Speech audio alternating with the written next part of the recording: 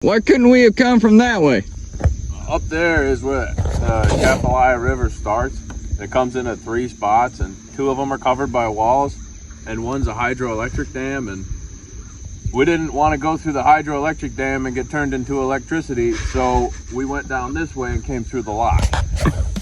Is this what's best for me? I've never seen a sunset like this before.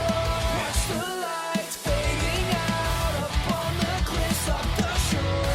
I've never been this far from home. Now I'm stuck in the past. Is it too hard to see? This was our last morning waking up on the Mississippi River, and the first day we'd be paddling on the Atchafalaya. It's one of 3 possible routes we could take to the Gulf. There is a dam and several control structures stopping the waters of the Mississippi from entering to the Old River and then the Atchafalaya. We camped on the point right before the lock that would take us down into those waters. We waited for one towboat and a string of barges to come out before Mowgli got the radio on channel 14 and called asking to be locked through. Y'all in the forebay yet, or y'all still in the river? I'm looking at the locking dam with the big old crane on it. Yeah, right. Alright, give me the fence, I'll get it set up for you. Thank you. I really wish the lockmaster hadn't have called Mowgli captain, because the rest of the day that was what I had to hear about, that he was a captain.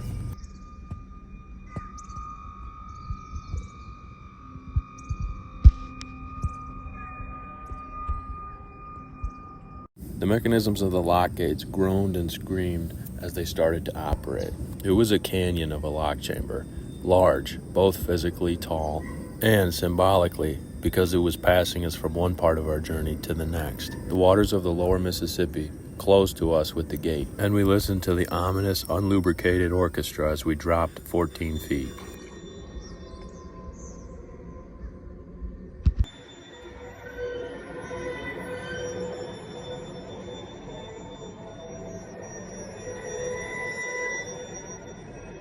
This was the passage to alligators, southern Louisiana bayous, swamps, parts unknown, and the dark. It's a good thing neither of us believe in omens, because we would have thought the sound was the swamp sharpening its teeth.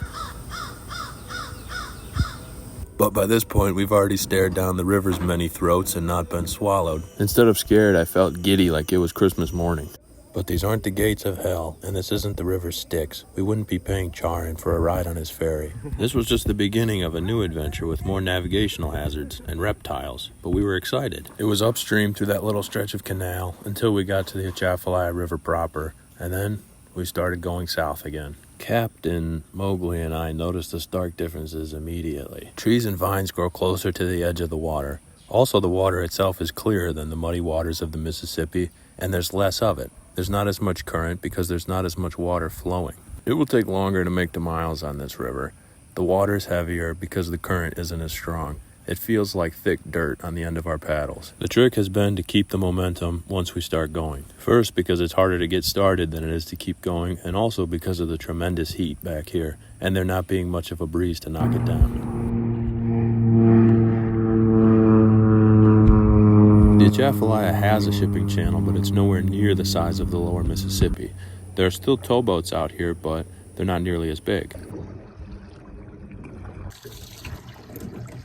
So it was blistering hot, and as long as we weren't dodging towboats, there was really nothing to look out for, and we just spent the time ribbing each other. Man, you lose so much stuff. It's a good thing you're not responsible for the light in this place, because you'd lose the sun and we'd have to paddle in the dark. I'm gonna get sick of looking at the back of your head. I might just have to shoot a hole through it so I have something else to look at. Does your mother know that you're gay? Remember that time you took a burrito from a stranger in Arkansas and crapped your pants? Oh look, some birds are coming. Hey birds, it's me, Mowgli. Do a poop strike on this fool. It's safe to say that after 74 days on the river, the level of discourse has degraded to what was echoing off the cave walls of our less enlightened ancestors. We pulled in at this sandbar to spend the night on it, and Mowgli found a lot of cow tracks. But there were no cow pies, and he said, I wonder if it's cows, because there's no cow poop here. I said, oh, Mowgli, those are female cows. They're too shy to poop out in the open. It was supposed to be a joke, but there were impressively sized cow pies behind the shade of a tree, so I guess it was a herd full of shy poopers. Anyway, the promise of alligators was not an empty one. Right here in our first camp, we saw the first rolling down, patrolling the shore. He had his eyes and nostrils sticking up above the water, and his back like the teeth of an open zipper just above the water behind his eyes. He didn't try to come up on the beach, but I've heard that during the heat of the day, the gators take a beach like the one we had claimed to make it their personal Miami until the heat goes away. I was excited to see that too, even if it meant we had to be careful when we went swimming that night. I was excited to see all the new wildlife, and these ants were excited to see Mowgli. They gave him so many kisses and left some hickeys on his back, too. It's a whole new beast down here. Different challenges, different scenery, different wildlife. One of the ways we've been passing the time is by asking each other questions about things we're curious about.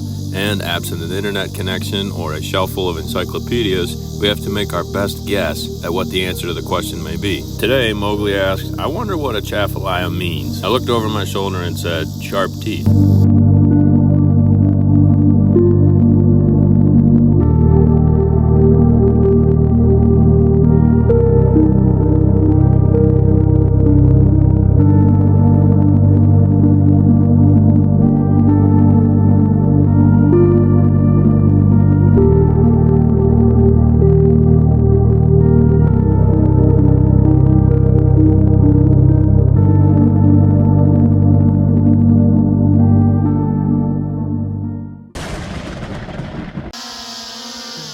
I knew I could get it to go up.